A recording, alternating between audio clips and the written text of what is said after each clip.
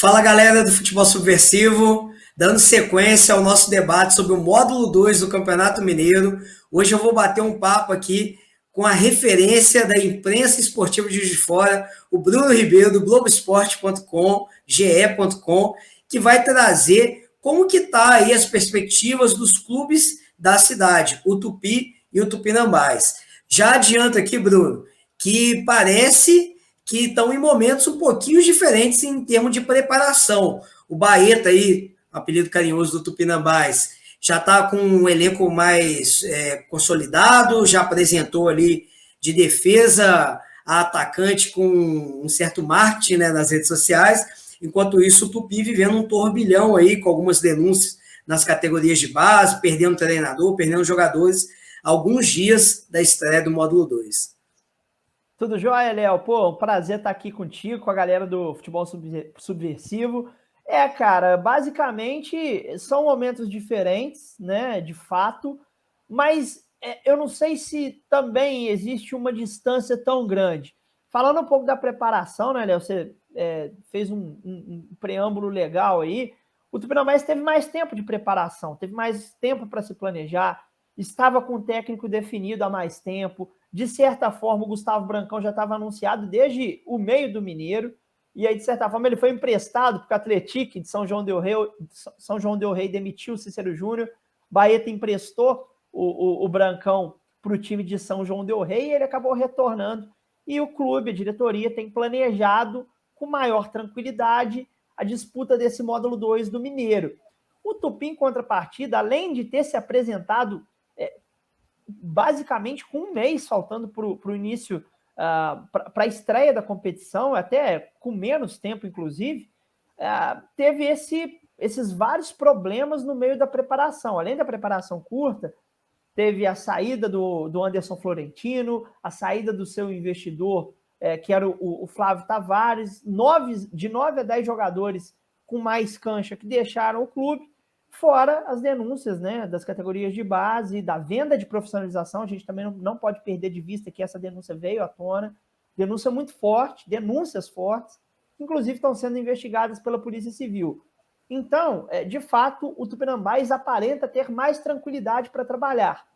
Mas não sei se a distância técnica será tão grande assim, viu, Léo? Acho que a gente tem que esperar essa bola rolar para estabelecer, para ver o que teremos de fato de Tupi Baeta. Agora, no Poço Rico há mais tranquilidade, isso eu não tenho dúvida. Aproveito para te perguntar, então, Bruno, já que você está colocando que tanto Tupinambás quanto Tupi estão basicamente no mesmo patamar na competição, mas esse patamar seria um patamar de metade para cima da tabela ou metade para baixo? Lutariam ali pelo acesso ou para se manter no módulo 2? Eu acho muito nivelado, viu, Léo? Olha, eu acho bastante nivelado. Eu acho que se eu chutasse um dos dois para lutar pelo acesso, para mim o Tupinambás tem uma cara de elenco mais encorpado. A gente não sabe como é que o time vai se estabelecer, mas o time, por exemplo, tem Fabinho Alves, que é um cara rodado, o Renan Rinaldi, que se lesionou, não joga nas 2 primeiras rodadas, né? Goleiro importante, mas depois deve retornar e deve ser útil. Outros atletas com passagens aqui pelo futebol da cidade, jogador, o próprio Alisson, que é um meia também, voltando ao time. Então é um time mais encorpado. O Brancão conhece a competição também. As divisões do Campeonato Mineiro, segunda divisão e módulo 2, elas são bastante parecidas, porque elas eram em épocas diferentes. Então, o módulo 2 era na mesma época do Campeonato Mineiro. Então, muitos jogadores estavam na primeira divisão. E lá na segundona, no segundo semestre, vinha todo o pessoal desempregado da primeira divisão para jogar. Então, a competição também era forte. E o Brancão teve no Atlético, em 2018, no acesso do time da segundona para o módulo 2. Depois, no ano passado, comandou o Atlético na primeira metade do campeonato. Deixou o clube, foi para o Boa Esporte ser auxiliar, depois foi ser auxiliar do Pouso Alegre, que acabou subindo para o módulo 1. Então, o Brancão teve participações nos 2 acessos do ano passado, tanto do Atlético quanto do Pouso Alegre. Então, é um cara que conhece bastante o torneio. O Novaes é um cara que vai tentar dar tranquilidade ao Tupi, é um cara que trabalha muito, eu conheço muito o Rafael Novaes, é bom treinador também, mas o elenco do Tupi carece ainda de peça, carece de corpo. Perdeu muito esse corpo com a saída do Flávio Tavares, investidor que levou muita gente com ele. Os investimentos aí nos demais clubes da série do módulo 2, né? Falei da série D, fiquei com ela na cabeça. Acaba que são de manutenção de elenco, né? O Baeta tá jogando com o mesmo elenco praticamente que terminou a série D do ano passado. O Aimorés manteve também a base, que foi campeão da segundona. E você tem, eu acho que destoando um pouco disso, o Betim, que tem contratado vários medalhões, depois a gente pode até entrar nesse tema.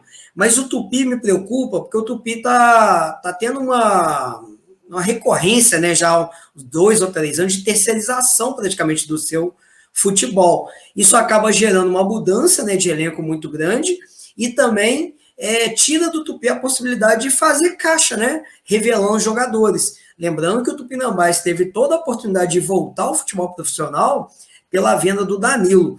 Então, com base em tudo isso que aconteceu dessa suposta venda de vagas, né, para profissionalização de jogadores, como que você vê essa questão do Tupi com a sua categoria de base, que consequentemente acaba refletindo no time profissional? Lembrando que o módulo 2 é um campeonato sub-24. Exatamente. Eu acho que até as denúncias, né, elas foram impulsionadas, né, pela base, mas se você pegar o grosso assim da denúncia, ela bate no time profissional. Porque a maioria das denúncias, elas são da categoria que deveria servir ao time principal, que é a categoria sub-23. A parceria do Tupi com o grupo Multisport, ela começa no ano passado, né, no início de 2020, depois da saída do André Luiz, que fez um ótimo trabalho no Tupi, empresário, colocou muito jogador no clube. Só que a reclamação do presidente Juninho, à época, que estava acabando de assumir o clube, era que esses jogadores não teriam qualquer porcentagem no Galo Carijó. Então, o Tupi, né, lembrando que o André Luiz chegou na parceria da Miriam, o Tupi não teria qualquer benefício com os jogadores no modelo que era feito, né, ou pouquíssimos benefícios. E o Juninho, com a ideia do início da parceria com o Multisport, era que o Tupi tivesse, digamos, maior participação nesses jogadores. A ideia era até boa. Só que assim, a maneira como foi feito e as denúncias que o GE. Globo ele publica, e os colegas da imprensa também publicaram, repercutiram, eu acho que esse é o papel, de fato, do jornalismo. Eu acredito que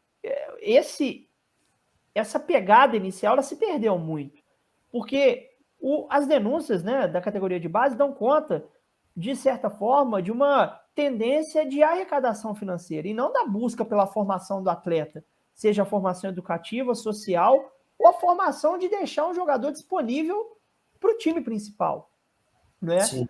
A venda de profissionalizações, e assim, eu tomei muito cuidado durante a série de reportagens que nós fizemos para tratar, igual você tratou, como suposta, mas a gente teve acesso a muita coisa que dá para tratar como realidade, Léo.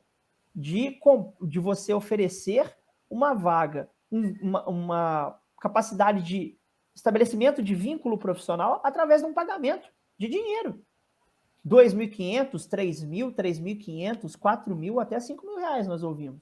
Sim. Então, e muitas dessas denúncias documentadas. E elas também estão sendo investigadas pela Polícia Civil. Isso já chegou à Polícia Civil.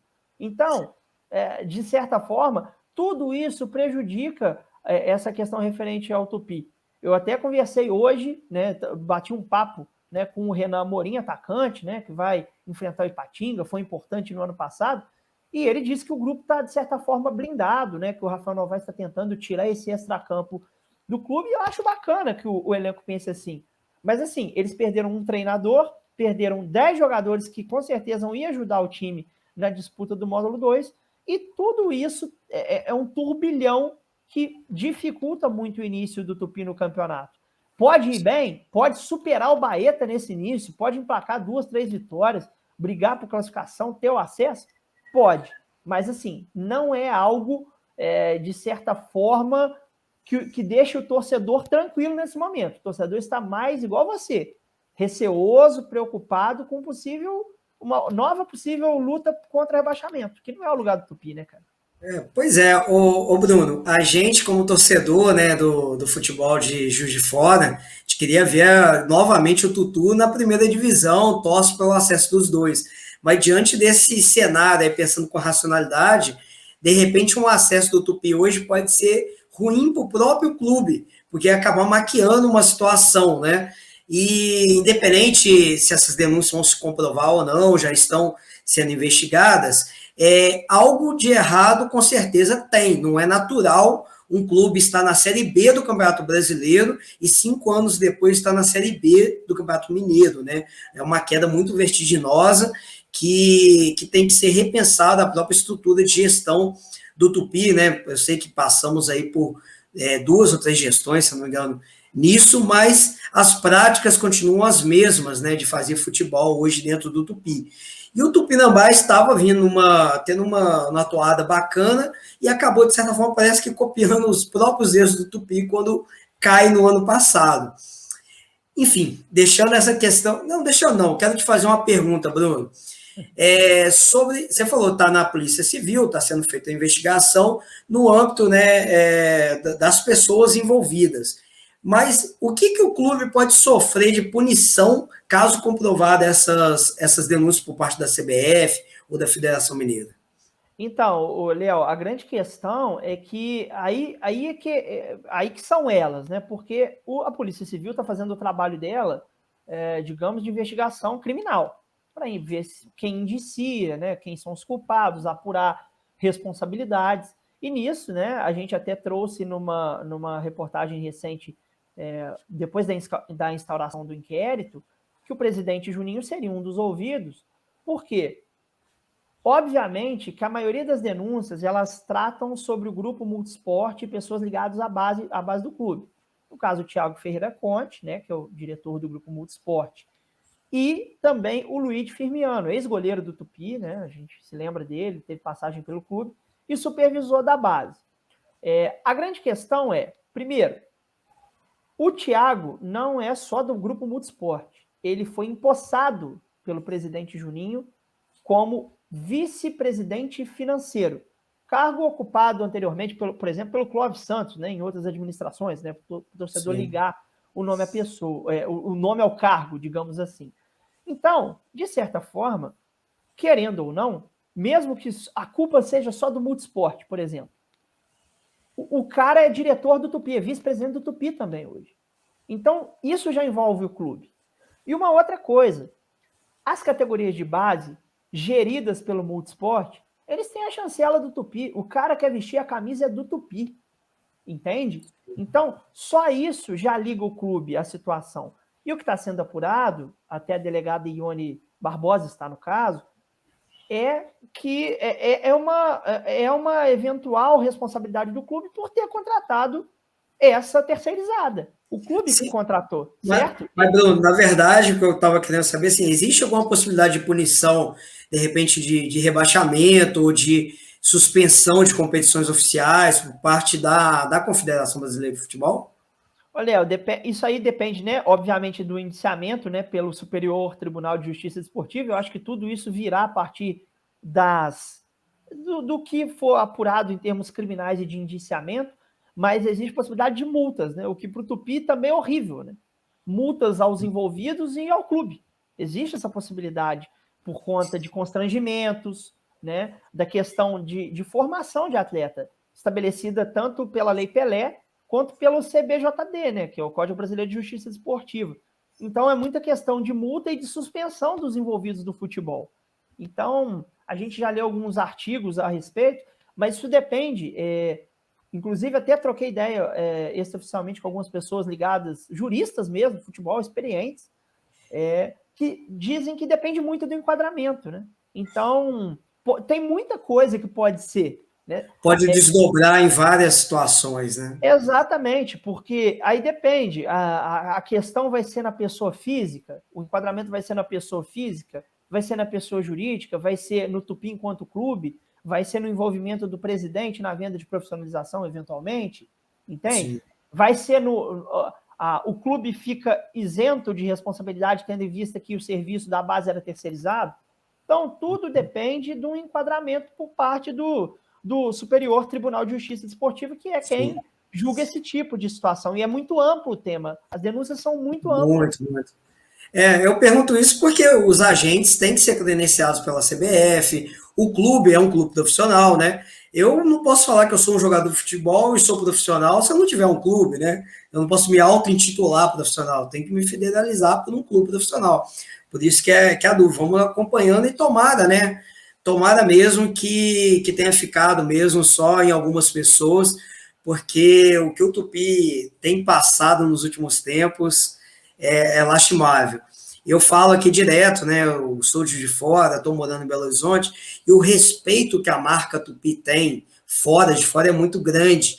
Até mesmo aqui entre os torcedores do Atlético, Cruzeiro, América, eles acham que o Tupi no modo 2 é uma situação do acaso, que vai voltar e vai voltar dando trabalho para os clubes da capital. Então, assim, foi conquistado esse respeito ao longo de muitos anos e está sendo, né, destruído aí também muito rapidamente. E o Tupinambás é da mesma forma, né? O Tupinambás estava chamando a atenção, né? Estava deixando de ser as pessoas confundirem, porque o nome dos clubes são parecidos, né? O Tupi agora é vermelho. Então, assim, estava mostrando que existia um outro clube em Juiz de Fora. Infelizmente veio essa queda para o módulo 2, mas eu queria que você colocasse para mim, Bruno, você que está cobrindo aí o dia a dia dos clubes, essa perspectiva de mais um módulo 2 sem torcida. O outro começou com torcida, mas terminou sem. Esse agora sem torcida.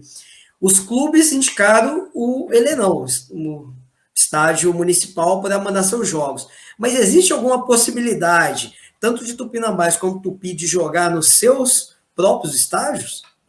Ah, Léo, acho não, impossível. Porque, até por conta da questão dos laudos, né, cara? O Poço Rico e Santa Terezinha não tem condições, né, de receber as partidas, não pode ser. Então, tem que ser no Maria Helena mesmo, ou então em outra cidade, mas vai ser no Maria Helena, até porque quanto menos custo para os clubes, melhor. Então, vai ser no Estádio Municipal de Lista Maria Helena, os clubes sofrem muito com a falta de torcida, e no módulo 2, principalmente, porque não tem cota de TV, né? No módulo 1, você tem cota de TV que ameniza um pouco a falta de bilheteria. Mas no módulo 2, cara, é os clubes pelos clubes. Eles buscam parceiros, eles buscam investidores, iniciativa privada, recursos públicos, só que recurso público está muito difícil, né, Léo? Porque há preocupações outras, né, a serem consideradas em um momento terrível da saúde pública nacional, né? Então, os times têm lutado com muita dificuldade no seu dia a dia. A gente tem visto algumas equipes que têm um projeto mais estruturado, com certa facilidade maior para montar. Você citou o Betim, eu cito aqui também o Nacional de Muriaé, que tem. Eu não sei honestamente como é que não subiu até hoje, porque o projeto é muito bom. O time tem estádio, o time tem centro de treinamento. Um bom CT, né? Bom CT, estrutura, tem bons jogadores, conseguiu manter boa parte dos patrocínios e captar mais. Então, assim, o caminho está certo, está pavimentado, entendeu? Então, assim, os times do módulo 2 sofrem muito mais que os do módulo 1 por conta da pandemia. Não tem bilheteria, não tem cota de TV. Pois é, a gente fica na expectativa, né, da Federação Mineira, agora essa nova realidade das transmissões, né, agora cada vez mais pela web. O próprio módulo 1 teve transmissões pela TV da Federação Mineira, que a gente possa, né, acompanhar esses jogos também aí pelo YouTube, né, caso a Federação Mineira opte por repetir a fórmula do módulo 1, que foi bastante interessante. A gente estava falando de investimento e o próprio adversário do Tupi na estreia, o Patim, é um outro clube também que investiu, né? Trouxe de volta aí o Augusto Recife, Ibson, né? Passagem Flamengo, Corinthians, recentemente na Tombense também. E também vem pesado, né? O Ipatinga para tentar voltar também ao Aceio, que já foi, né? Semifinalista de Copa do Brasil, jogou Série A de Brasileirão.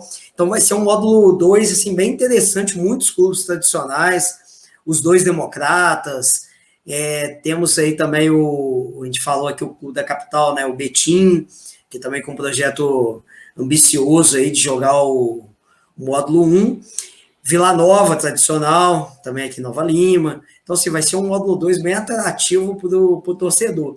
Infelizmente, ainda sem torcida, né, Bruno? Infelizmente, sem torcida, né? Não só do ponto de vista financeiro, igual eu citei, mas do ponto de vista daquele calor, né, cara? Pô, muito tempo que eu não faço uma partida de futebol no estádio. Honestamente, pensando agora, não lembro nem qual que foi a última, Léo. Vou ter que pensar aqui e para te falar depois, mas não lembro qual que foi a minha última vez no estádio, né? Mas é triste, né? Mas é uma realidade que até que a vacinação se estabeleça como uma realidade para todos os brasileiros, não tem como, cara, não tem como. É melhor sofrer mais um pouquinho, eu digo como cronista esportivo e como torcedor, né? E de observar os jogos e de ir aos estádios, mas com segurança, né, cara? Eu tive a oportunidade de ser vacinado já, felizmente, por conta, né? Eu tomei a primeira dose, por conta da deficiência visual, entrei na parte de comorbidades. Vou tomar a segunda dose em agosto, mas eu entendo que ainda não estou seguro e que as pessoas ao meu redor também não estão. Então, eu acho que o mínimo que a gente tem que fazer é ter paciência. A gente já aguentou 14, 15 meses aí, cara. Então, aí mais uns 5, 6 meses, ou menos, né? Parece que em Minas até outubro se vacina todo mundo. A gente pode esperar um pouco. Pois é uma pena, né, o torcedor perder o Tutu, né? Porque ficou tantas décadas esperando, teve um gostinho, né, em 2019 e teria agora de novo, né? Mas ele vai acontecer, né? Só não vai ter a torcida na arquibancada. Tenho certeza que vai ter aquela guerra lá de faixas, de provocação ali também. Isso aí o pessoal não vai deixar de fazer. Bruninho, para a gente encerrando, cara, eu queria te fazer uma pergunta num cenário um pouco mais pessoal, cara. Você é um cara que já está nesse meio aí há muito tempo. Uma lembrança que eu tenho sua, cara, quando você era estagiário na Rádio Globo, Tupi foi jogar a final do Campeonato Brasileiro lá em Recife, né, com o Santa Cruz, e tu passando pelos bares do centro, né, entrevistando a galera e tal. Então é um negócio que você faz com tesão, né, você gosta. E agora está num grande meio de comunicação, né, que é o ge.com, pode falar de futebol aí diariamente, fazer disso o seu sustento, né? Como que é para você, como jornalista, cara, atuar na área que você gosta? Assim? Ah, cara, o tempo passa depressa, né, Léo? A gente nem vê passar, cara, porque mexer com esporte de uma maneira geral, pô, é muito gostoso, né? A gente tem dias ruins, né, cara? Dias de matérias pesadas. Não é legal fazer esse tipo de matéria, sabe? Tipo, dá mais desgaste, por exemplo, as matérias de denúncias aí que a gente faz, e eu faço muitas, eu gosto desse tipo de matéria. Mas, assim, é triste, né, pelo futebol da cidade. Agora, a parte boa, cara, pô, fazer jogo, tá em contato com o torcedor agora, em pandemia menos, né? Mas estar inserido nesse meio, eu completo esse ano aí 10 anos, 11 anos mexendo com o esporte, né? Da cidade de uma forma mais intensa, né? E é muito legal, cara. Eu gosto, eu tenho um prazer muito grande de fazer o que eu faço. Essa sua citação é muito legal, de 2011, porque eu era estagiário na Rádio Globo de fato. Eu não tinha me formado ainda, estava me formando, mas sou muito amigo do Henrique Fernandes, né, comentarista do Sport TV, que era o repórter setorista do Tupi à época. E na época eu e o Fernando Gonçalves, meu colega também da imprensa aqui de Juiz de Fora, a gente estava trabalhando como estagiários e, de certa forma, um pouco setoristas do clube, fazendo um bastidor ali no saguão do estádio municipal durante a campanha. E aquilo lá foi muito legal. Eu adoro rádio, né, cara? Eu sou louco com rádio, é muito bom. E adoraria trabalhar com rádio de novo, mas estou aí há 8 anos no GE. Globo. 8 anos, 7 anos. Vou completar 8 anos em fevereiro, março do ano que vem. Mas assim, cara, eu gosto muito de fazer o que eu faço. É um veículo de comunicação muito legal, o GE, porque a gente tem contato com o esporte nacional também. A gente pode levar o esporte nacionalmente, né, para todo mundo, né, e mundialmente, pela pegada que o GE tem, dessa questão das praças de TV do Grupo Globo. E na Rádio Globo eu consegui fazer isso também, né, cara? Com aquela situação do esquerdinha, né? A gente também teve isso no esporte nacional, né? Principalmente na Rádio Globo do Rio, né? Que era a nossa principal, a Rádio Globo do Rio, Rádio Globo BH, né? Na época. Então, assim, foi bastante legal, é bastante legal trabalhar com esporte, é um prazer que eu tenho. de chegar, bater meu ponto para trampar e saber que eu estou trampando com a coisa que eu gosto, assim, que às vezes dá certa chateação por conta de coisas que acontecem, mas o nosso trabalho, cara, o trabalho da imprensa é noticiar coisa boa, é noticiar coisa ruim, é noticiar coisa, é o que está acontecendo, é o que precisa ser mostrado para quem não está sabendo. Pô, bacana demais, cara. Você citou, tinha até me esquecido, né? Você acabou vivendo profissionalmente um fato do futebol mundial, né? O esquerdinha que o Bruno cita é o caso do massagista, né? Tem massagista meio pilantra ali que tira a bola no jogo. Não é do jogo de acesso, né? Mas o jogo que levaria o jogo de acesso do Tupi aí para a Série C. Inclusive, a torcida do Tupi até hoje não esquece o esquerdinha, né? De vez em quando dá uma ligadinha para ele, lembra, manda um recado bem humorado lá no Facebook dele, né? E o Henrique Fernandes, que você citou, também, quem gosta muito dele aqui em BH é a torcida do América. A torcida do América adora o Henrique Fernandes. Sendo aliás, sendo irônico, né? Agora, assim, é curioso, né? O Henrique, ele não torce nem para o Atlético, nem para o Cruzeiro, nem para o América. E, assim, é curioso porque os torcedores, o Twitter, né, a gente acompanha muito, né? O Cruzeiro perde, aí o cara critica o Cruzeiro e ele é atleticano. Mas aí o Galo perde na Série A, ele não, ele é cruzeirense. E às vezes ele é americano ou anti-americano só por falar do Atlético e do Cruzeiro. Então é curioso, é uma parte curiosa, né, cara, das redes sociais, né? Pois é. Na verdade, é uma parte lúdica, eu acho engraçado. O Henrique, eu acho que ele sofre meio de tabela, que na verdade o pessoal pega no pé no Jaime Júnior, né? Porque fala que não comemora tão bem os gols do América, ao mesmo tempo sobe o adversário sempre. Então, assim, é aquela coisa, né, de rivalidade da mesma cidade, né? Aí em Juiz de Fora tenho certeza que com os clubes acontece a mesma coisa, que a imprensa, Juiz de Fora também, o cara é Tupi, o cara é Baeta. Lendas urbanas, né, Léo? São lendas urbanas. Enquanto, assim, não parte por desrespeito, eu acho bacana, eu acho engraçado. O Jaime também, eu conheço ele, cara divertido, cara legal, bacana demais. E assim, cara, são as redes sociais, a interação, é interessante. Só não gosto quando parte por desrespeito, para agressão, para intolerância, né, cara? Mas o resto é bacana demais. Você vê que a própria imprensa tem hora que ela trabalha com isso. A Rádio Tatiaia aqui de Belo Horizonte, ela tem narradores para o Atlético e tem narradores para o Cruzeiro. Sim. E é um modelo antigo, é legal, porque é um modelo antigo. Os dois narradores ao mesmo tempo, né? Cada um narra quando o seu time está no ataque. É interessante que a própria imprensa estimula isso, né? Essa relação lá do torcedor. É legal demais, cara. É fantástico.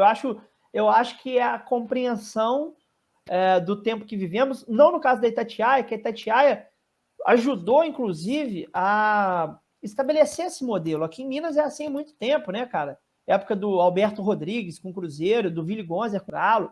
Então, assim, hoje, né, há muito tempo, o Enio Lima, né, narrando os jogos do América Mineiro, o Caixa pelo Galo, na questão do Cruzeiro, o Alberto Rodrigues, outros narradores substituem o Alberto às vezes. Então, assim, eu acho uma pegada legal e, assim, a imprensa tem que se reinventar, porque a sociedade se reinventa, a maneira de fazer futebol se reinventou na pandemia também. Então, os meios de comunicação, sejam eles TV, rádio, internet, blog, os caras, a gente tem que se reinventar. Então, é bacana, cara. É bom que a gente também não entra naquela zona de conforto, né, Léo? Lógico. O Bruninho, voltando aqui para a gente poder caminhar para o encerramento, cara, para o nossa dupla aí, Tutu. Hoje a gente tem, você já falou do Brancão, que vem aí com a bagagem, inclusive sendo emprestado, né, para o Atlético no módulo 1. E o Rafael Novaes, né, que tem agora, acho que a chance, né, profissional, que fez um excelente trabalho lá nas divisões inferiores do Rio, né, com Pérolas Negras.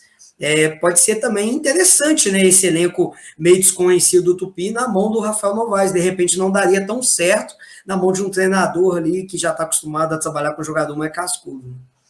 Pois é, Léo, eu tô contigo também, eu acho que é por aí.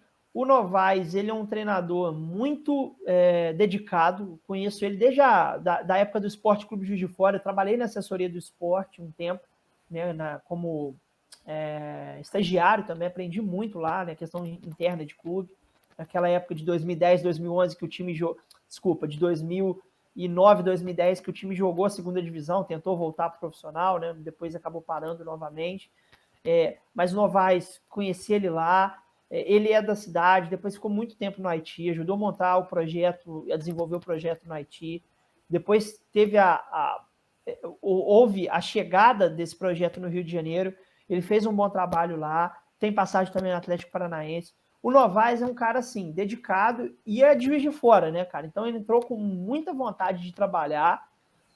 O elenco do Tupi é um elenco, em partes, desconhecido, que vai ser encorpado com caras que estão chegando agora, mas você tem ali, igual você citou, né, o Savinho, você tem o Adalberto, que é campeão brasileiro pelo clube, você tem o Renan Amorim, que estava no ano passado, o Cassinho, o Thiago André, o Isaías, jogadores assim, que o clube pelo menos conhece.